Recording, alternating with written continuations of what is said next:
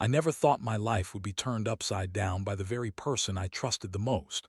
My name is Jake, and I'm here to share my story about betrayal, heartbreak, and revenge. It all began with what I thought was a solid marriage to a woman named Ashley. We had been together for over 7 years, and on the surface, everything seemed perfect. We shared a nice house, had good jobs, me as a marketing manager at a tech firm and her as a project coordinator, and loved each other deeply. But somewhere along the way, things began to shift. At first, it was subtle. Ashley started coming home late, citing work meetings that ran over. I was supportive, understanding that her job was demanding, especially since she worked closely with a tech CEO named Eric, who was known for his ruthless drive to succeed. I had met Eric a couple of times, and while he was charismatic, there was always something about him that made me uneasy. Maybe it was just my gut instinct, or perhaps I was already sensing the cracks in our relationship before I even realized it. As the weeks passed, I noticed other changes in Ashley. She became glued to her phone, often texting or scrolling late into the night. When I asked her about it, she'd brush me off, saying it was just work-related stress. I wanted to believe her, but something didn't feel right. I tried to shake off the nagging feeling of jealousy that crept in, but my mind kept racing with thoughts. Was she cheating? No, not Ashley. She wouldn't do that to me, right? Then one evening, it all came crashing down. I had decided to surprise her with a romantic dinner. I got home early, excited to see her. But as I walked into the house, I found her on the couch, phone in hand, with a suspicious smile that faded the moment she saw me. Just then her phone buzzed, and without thinking, I glanced at the screen. My heart dropped. It was a string of flirty messages from Eric, filled with innuendos about hotel rooms and late-night meetings. I felt a rush of anger and betrayal wash over me. Confronting her was the hardest part. I stood there, my mind racing with a mix of disbelief and fury. "Ashley, who's Eric?" I asked, trying to keep my voice steady. She froze, her eyes darting around as if searching for a way out. Finally, she stammered, "It's not what you think, Jake. He's just a friend from work." But the panic on her face told me everything I needed to know. I pushed harder, showing her the messages, and her excuses tumbled out, one after another, like a house of cards falling. "I didn't mean for it to happen. He just understands me better." Her words cut deeper than any knife. The emotional impact of that moment was overwhelming. I felt numb, as if the ground had been pulled from beneath my feet. I had loved this woman, trusted her, and she had shattered that trust in the blink of an eye. Anger surged within me, bubbling up like a volcano ready to erupt. I felt like a complete fool, replaying the last few months in my head, searching for signs I must have missed. The sadness crept in right after the anger, wrapping itself around my heart like a vice. How could I have been so blind? As the days passed, I found it hard to function, going through the motions while my heart ached. I wanted revenge. I wanted to make them both feel the pain they had caused me. But how? I started formulating a plan. I couldn't let Ashley's betrayal go unanswered, and Eric. He was a high-profile tech CEO, known for his cutthroat tactics.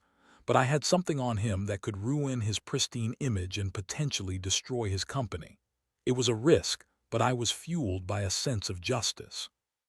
This is where my story takes a turn into darker territory, and I'll explain how I executed my revenge in the next part.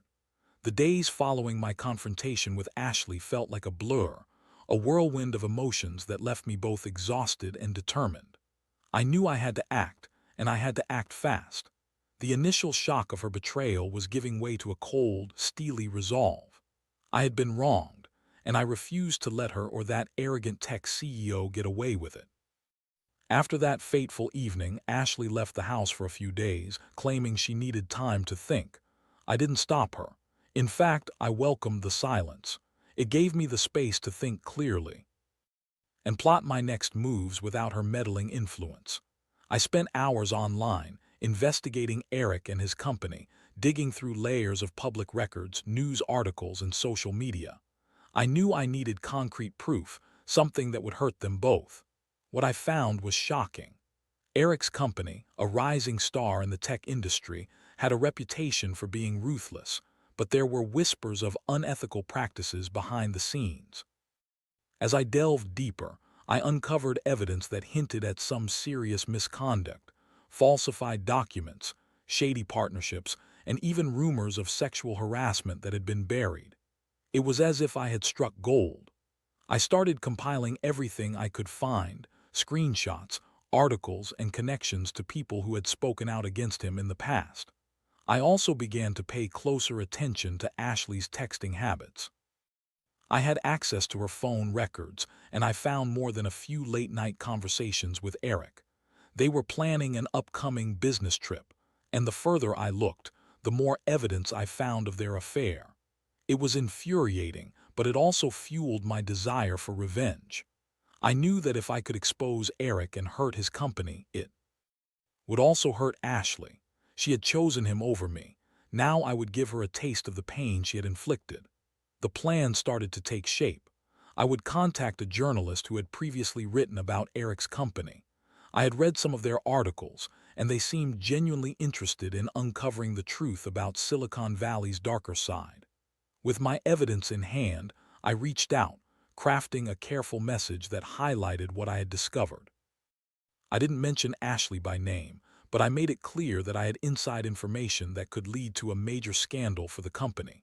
Days passed, and the anticipation grew like a simmering pot about to boil over. I sent the email on a Saturday night, and as I clicked send, a wave of adrenaline coursed through my veins. I felt a rush of power, something I hadn't felt in a long time. I had taken control of my narrative, and now it was only a matter of time before the truth came to light. Meanwhile, Ashley returned home, and I put on my best poker face. She seemed anxious and distant, as though she knew I was hiding something. She tried to play the "we can work this out" card, but I wasn't buying it. I had already made up my mind about the future. Every time she touched me or tried to engage in conversation, I felt anger bubbling just beneath the surface. The more she tried to rebuild our connection, the more repulsed I felt. I wasn't the same Jake she had betrayed. My phone pinged late one night, just as I was lying in bed, staring at the ceiling. It was an email from the journalist, and my heart raced as I opened it. They wanted to meet. They were interested in my findings and wanted to discuss more about Eric and his company. I felt a mix of excitement and fear. This was it. I was about to dive deeper into the rabbit hole. We arranged to meet at a cafe in a few days, and I spent every waking moment preparing. I gathered my evidence, organized it meticulously, and practiced everything I wanted to say. This was my chance to make them both pay for what they had done, not just to me, but to countless others who might have suffered at the hands of Eric's company. As the meeting approached, I felt a sense of empowerment that I hadn't felt since before Ashley's betrayal. I was no longer the victim. I was taking control of my life, and it felt good. I was ready to unleash a storm that would turn their world upside down. But little did I know, the fallout would be even more significant than I could have ever imagined. The next part of my story dives into that fateful meeting and the consequences that followed. The day of the meeting arrived, and I felt a mix of excitement and dread as I walked into the cafe. It was a small, upscale spot in downtown, with modern decor and an atmosphere that felt charged with possibility. I chose a booth in the back where I could keep an eye on the entrance. The plan was simple: share my findings with the journalist and let them take it from there. I wasn't looking for fame or recognition. I just wanted justice. When the journalist, a sharp-eyed woman named Laura, arrived, she looked every bit the part of a tenacious reporter. After brief introductions, we dove straight into the details. I laid out my findings, sharing the evidence I had meticulously compiled: screenshots of Ashley's messages to Eric, documents that hinted at unethical practices within his company, and the whispers of misconduct from former employees. Laura listened intently, her expression shifting as I revealed the gravity of the situation. "This is solid stuff, Jake," she said, tapping her pen against her notepad. "But it's going to take more than just one disgruntled husband's word to make this stick. I'll need to corroborate your claims with other sources." My heart sank a little. I understood the realities of journalism, but I wanted action. "What if we leak this information? I mean, if we make it public, it could force their hand," I suggested, trying to keep my voice steady. But Laura shook her head. "Not yet. I need to dig deeper. I'll reach out to former employees discreetly and see what I can find. I'll also look into any ongoing investigations against Eric's company. If we do this right, it could blow up in a way that really makes an impact. The meeting lasted for hours, and by the end, I felt a sense of hope that I hadn't experienced since before Ashley's betrayal. Laura was committed, and I was determined to see this through. We wrapped up, exchanging contact information, and she assured me she'd keep me in the loop. As I left the cafe, a sense of relief washed over me. I had taken a huge step, and I was one step closer to exposing the truth. But as I walked to my car, my phone buzzed. It was a message from Ashley, and I hesitated before opening it. The guilt crept in, but I pushed it aside. She had made her choices. Now it was time for me to make mine. "Can we talk? I want to work things out," the message read. I felt a wave of anger wash over me, but I also saw an opportunity. Perhaps I could use this to my advantage. I decided to play along, to string her along just a little longer. After all, the more she thought we could reconcile, the more information I could gather for my plan. We agreed to meet at a different cafe the following day. I arrived early, my heart pounding in anticipation. When she walked in, she looked nervous but hopeful, the kind of look that made me want to roll my eyes. We chatted about mundane things, work, the weather, until I could no longer hold back. "Ashley, I know about you and Eric," I said calmly, watching her face drain of color. "I know everything." She opened her mouth, probably to offer up another excuse, but I held up my hand. "No more lies. You thought you could just walk away from this without consequences. You were wrong." I could see the panic setting in her eyes. "And it's not just Eric, it's what he's done to his company that I'm after." The conversation spiraled quickly after that. Ashley tried to flip the script, playing the victim. "I didn't mean for things to go this far, Jake. You have to believe me. Eric is he's good for my career." I scoffed. "Good for your career? Is that what this is about? You throw away our life together for a guy who won't even think twice about you once he's gotten what he wants." She insisted that it was just an emotional affair, that she never intended to hurt me. But it didn't matter anymore. I had heard enough. I stood up, ready to leave, but she grabbed my hand, desperation in her eyes. "Please, let's not end it like this. We can fix this, I swear." "I don't think so," I replied, my voice steady. I pulled my hand away and walked out. I left her sitting there, and it felt like a weight had been lifted off my shoulders. I was done being the one who cared. When I got home, I felt liberated. I had taken control of my narrative, facing Ashley down rather than cowering in the shadows of her betrayal. But just as I was savoring my small victory, another message popped up on my phone. It was from Laura. "Jake, I have some leads on Eric's company. We need to meet." My heart raced again. Things were moving faster than I had anticipated, and I was diving deeper into a world I never thought I would be a part of. I was ready to take the plunge, but I knew the stakes were getting higher. I would need to be careful because the fallout from this could be devastating.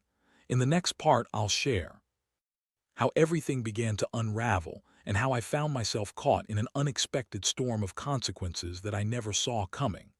The sun was barely rising when I met Laura again, this time at a different cafe, far from the bustling center of Silicon Valley. I wanted to keep things discreet. As I stepped inside, I spotted her already seated in a corner with a cup of coffee, a notebook in front of her, and a determined look on her face. She waved me over as I approached, and I could feel the tension in the air. Something big was brewing. "Thanks for meeting me on such short notice," she said, her voice low but urgent. "I've got some leads, and we need to discuss how to move forward." I sat down, my heart racing.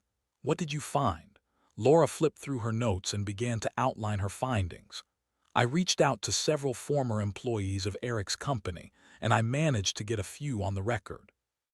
They confirmed that there have been complaints about Eric's behavior, sexual harassment, pressure to cover up unethical business practices, you name it.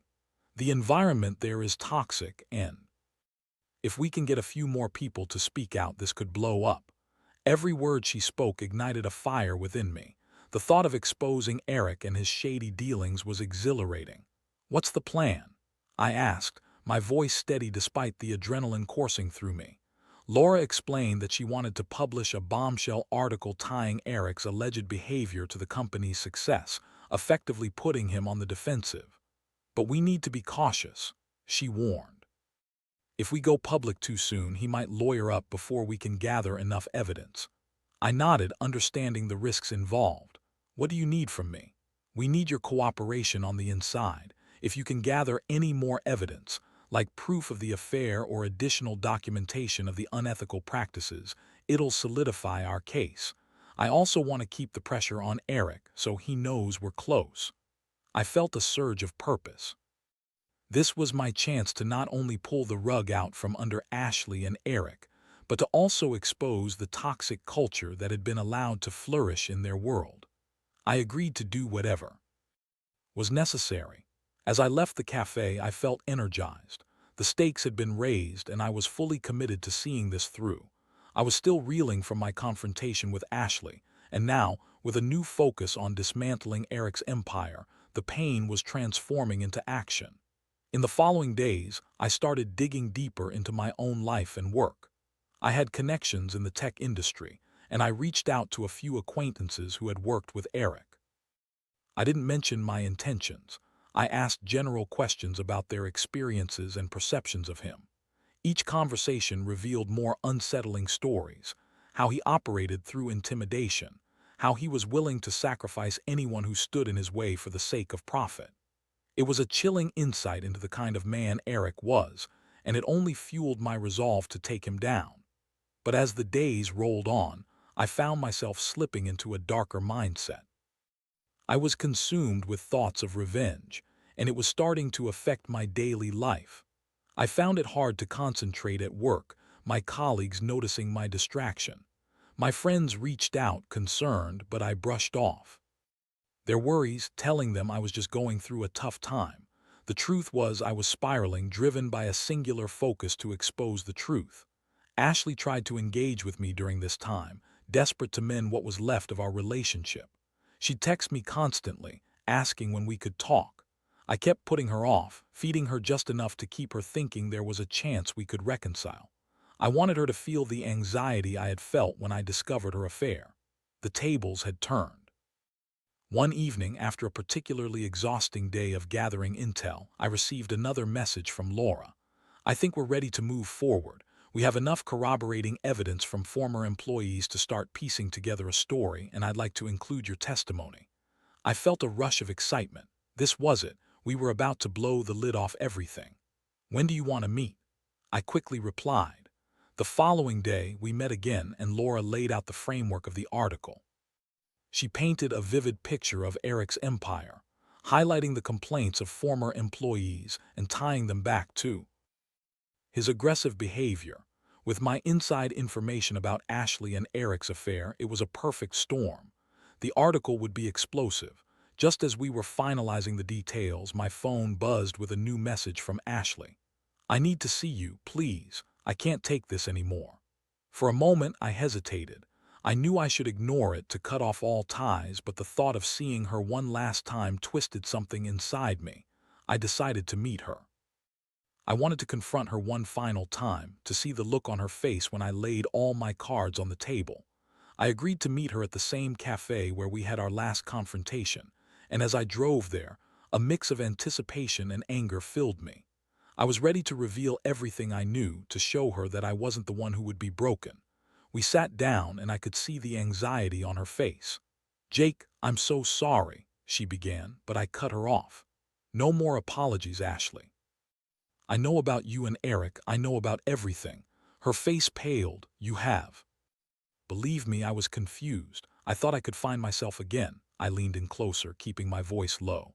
"You think it's about finding yourself. You destroyed our life, Ashley, and you did it for someone who doesn't care about you at all." Tears filled her eyes, and for a moment I felt a flicker of sympathy. But then I remembered all the anger and betrayal. I couldn't let her off that easy. "You're not the only one who's been hurt here. I'm ready to make sure Eric pays for what he's done, too." Her expression shifted from guilt to panic. "What do you mean?" But before I could respond, my phone rang. It was Laura, and I answered quickly, my hand shaking. "Jake, you need to come to the office. We're about to publish the article." My heart raced and I glanced at Ashley, who was now wide-eyed, trying to comprehend what was happening. "I'll be there," I told Laura, hanging up.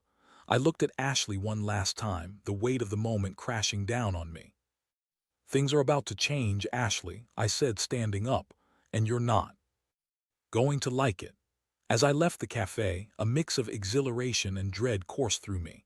I had set the wheels in motion, and there was no turning back now. The fallout from this would reach further than I could have anticipated.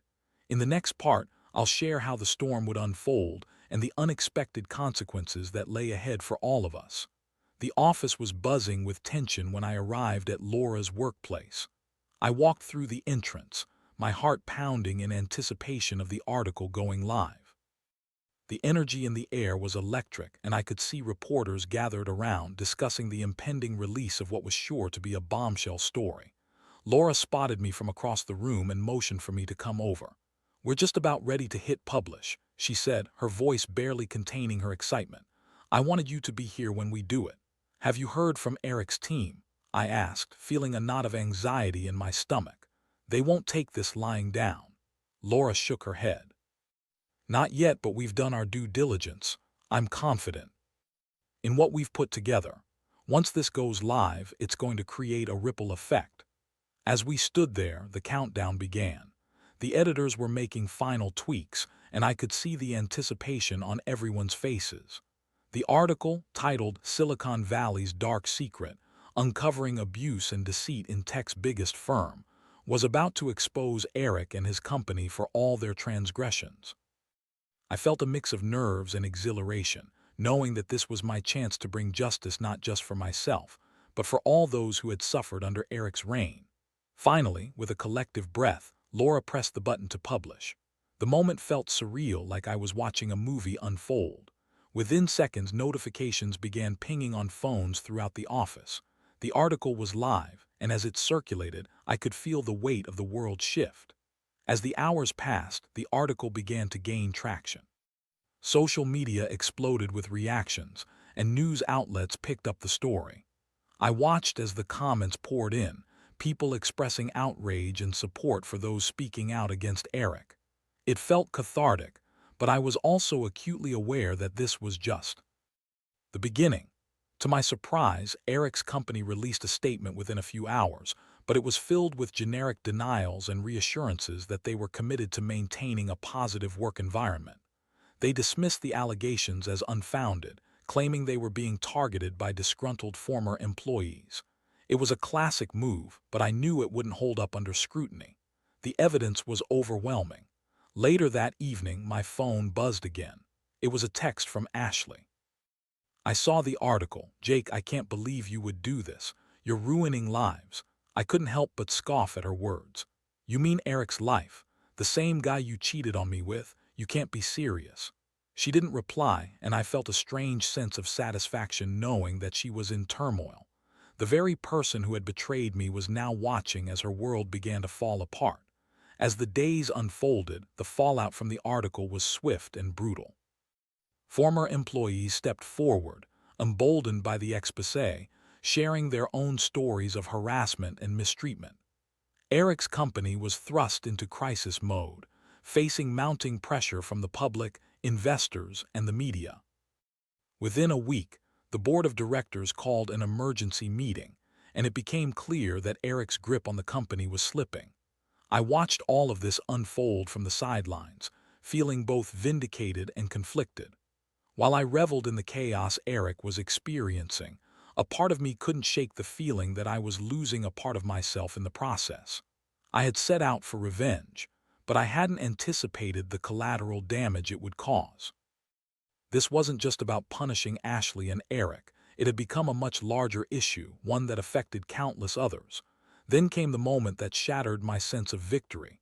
It was a Thursday morning when I received an unexpected phone call from Laura. "Jake, you need to sit down. Eric, been placed on administrative leave pending an investigation. But that's not all. There's been a backlash and he's threatening to take legal action against the publication." My stomach dropped. "What do you mean?" Laura explained that Eric was accusing us of defamation, claiming the allegations were false and that they had damaged his reputation, and the company's stock price. He was prepared to fight back with everything he had, and I was at the center of it all. My heart raced as the gravity of the situation settled in. I thought we were protected as whistleblowers, I said, confusion washing over me. We are, but it's complicated.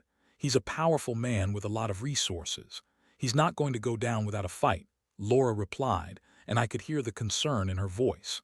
As the days turned into a blur of legal battles and mounting tension, I found myself caught in a whirlwind I couldn't escape. I had wanted revenge, and now I was facing the consequences of my actions. Ashley reached out more frequently, her messages taking on a tone that shifted from anger to desperation. "We need to talk, Jake. You don't know what you're getting into." I ignored her, but her words echoed in my mind. Was I about to lose everything in my quest for justice? What had I started? As the pressure mounted, I began to question my choices. Was it worth it? I had wanted to expose the truth, but now I felt as though I was in over my head. I was at a crossroads, and I needed to decide how to proceed. Did I continue to fight for justice, knowing the risk, or did I pull back and try to salvage what was left of my life? In the next part, I'll reveal the decisions I made in the face of this turmoil and what happened when I confronted the consequences of my actions. The endgame was approaching, and I needed to find clarity amidst the chaos I had created. The days following Laura's call were a blur of anxiety and uncertainty. I felt like I was standing on the edge of a precipice, unsure of whether to jump or step back. The pressure from Eric's legal threat loomed over me like a dark cloud, and I knew that my dream of justice was morphing into a nightmare. My mind was racing as I considered my next move. I decided to meet with Laura again, hoping she could provide some clarity amidst the chaos. We arranged to meet at a small bar near her office, a low-key place where we could talk without drawing attention. As I walked in, I felt a sense of foreboding. I was about to confront the reality of what I had done. When Laura arrived, she looked serious, and I could tell she had news. "Jake, I've been doing some digging of my own," she said, taking a seat across from me. "I've spoken with a few legal experts, and I need to be honest with you. Eric is a formidable opponent, and he's already made moves to intimidate us." Intimidate? How? I felt my heart race. The last thing I wanted was for this to escalate into something more dangerous. "He's already trying to discredit us, reaching out to other journalists to smear our credibility. He's powerful and he has connections. We need to be careful how we proceed," Laura explained, her eyes serious. The weight of her words settled heavily on my shoulders. I had sought revenge, but I never intended to put myself in harm's way. "What do you suggest?" I asked, feeling a knot in my stomach. "We can keep fighting, but I think we should also consider a different angle. If we can get Eric's company to acknowledge the allegations and take action, that could be more impactful than just tearing him down. The goal should be to change the culture, not just to bring him down personally," she suggested. Her words resonated with me. I had embarked on this journey seeking revenge, but what I truly wanted was for no one else to go through what I had faced. I thought of all the employees Eric had bullied, the lives he had affected. Maybe there was a way to channel this anger into something constructive rather than destructive. "I'm in," I said, feeling a renewed sense of purpose. "Let's approach this from a different angle. I'll gather more evidence of the toxic culture and see if we can get some of the other employees to speak out again. Maybe we can force Eric's hand to implement real changes." Laura smiled, the tension in her face easing. "That's the spirit. We can do this the right way." From that moment on, I shifted my focus. I reached out to former employees, encouraging them to share their experiences. It was a slow process, but one by one, they began to come forward, sharing their stories of harassment and the toxic environment fostered by Eric. Each voice added weight to our cause, and soon it became clear that we were building a strong case not just against Eric, but against the culture he had created. As the story began to gain traction again, the pressure mounted on Eric's company. They faced public scrutiny and backlash as more people spoke out, and it became increasingly difficult for him to deny the allegations. I could see the fear in his eyes when I spotted him at an industry event a few weeks later, the confident facade cracking under the weight of public opinion. But then came the moment that threw everything into chaos. One evening, I received a call from Laura. "Jake, we need to talk. Eric's team is making a last-ditch effort to discredit everything we've worked for. They're spinning a narrative that paints you as a jilted husband seeking revenge rather than a whistleblower." I felt my blood run cold. "What do you mean?" "They're trying to frame you as someone who had a personal vendetta against him, rather than someone genuinely concerned about workplace culture. It's damaging, and we need to act fast to set the record straight." That night, I lay in bed staring at the ceiling. I had no idea how to combat the narrative that Eric was spinning. But then, inspiration struck. What if I took control of the narrative myself? I decided to go public, not just as a victim, but as a champion for change. I would share my story, not just my personal betrayal, but the larger issues at play within the tech industry. The next day, I contacted a few media outlets, pitching my story as an exposé on the dark side of Silicon Valley, focusing not only on Eric but on the systemic issues that allowed his behavior to thrive. I'm not just a jilted husband.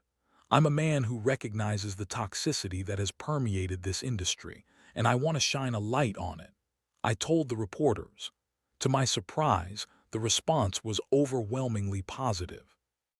Media outlets began to pick up my story, and soon I was being interviewed live on television and featured in articles that highlighted the broader implications of Eric's actions. The more I spoke out, the more support I received from others who had been silenced by fear. Eventually, Eric's company could no longer ignore the pressure. They launched an internal investigation, and under the weight of growing public pressure, Eric was forced to step down. The board promised sweeping reforms and pledged to create a healthier workplace culture moving forward. I felt a sense of vindication, knowing that my actions had contributed to real change. As for Ashley, she tried to reach out to me again during this time. "Jake, I never meant for things to go this far. I'm so sorry," she texted, but I didn't respond. I had moved beyond her betrayal, and while I felt sympathy for her, I knew I could no longer allow her back into my life. In the aftermath, I found a renewed sense of purpose. I became involved in advocacy work, speaking out against toxic workplace cultures and supporting those who had been victimized. I realized that while I had embarked on this journey seeking revenge, it had turned into something much more meaningful, an opportunity to create positive change. Looking back, I learned that betrayal may shatter trust, but it can also ignite a fire for justice. My story wasn't just about revenge. It was a movement toward accountability and transformation in an industry that desperately needed it. I hope that anyone reading this who has faced similar challenges find the strength to speak out and know that change is possible.